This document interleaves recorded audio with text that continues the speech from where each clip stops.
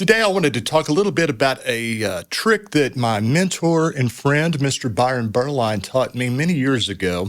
For those of y'all who are not familiar with Byron, he was a top LA session player all through the 70s, 80s, and into the 90s.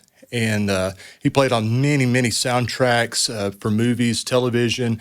He was a part of the folk rock movement with the Eagles, the Byrds. He was a member of the Flying Burrito Brothers, worked on the Rolling Stones, Honky Tonk Woman album.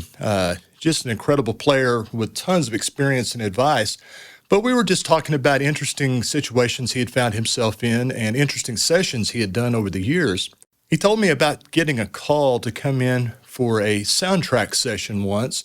And as I recall, I believe it was for some kind of a horror film or suspense film. And they just wanted him to play something that sounded very eerie, very ethereal, and more of a sound effect really than anything, just to build tension. So he went into the booth and he played this.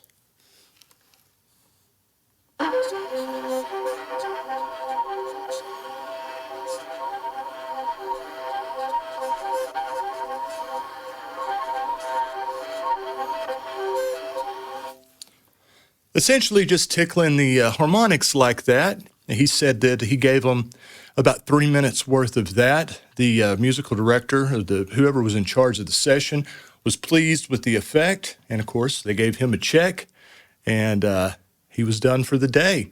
As I've talked about before, I'm really a fan of leaving the first verse, the beginning of a song, open without a lot of fills, without a lot going on in the song, just to allow the listener an opportunity to get into the song, hear the lyrics, and start to develop that storyline without there being a lot of stuff in the way. And of course, generally I like to start just maybe simple. And I love doing things to fill out underneath, just to add kind of a nice full foundation under everything else that's going on. I'm a big fan of B3 in that regard. And things like that, just to, the sort of stuff you may not necessarily even notice unless it wasn't there, just to make it a little bit fuller sound.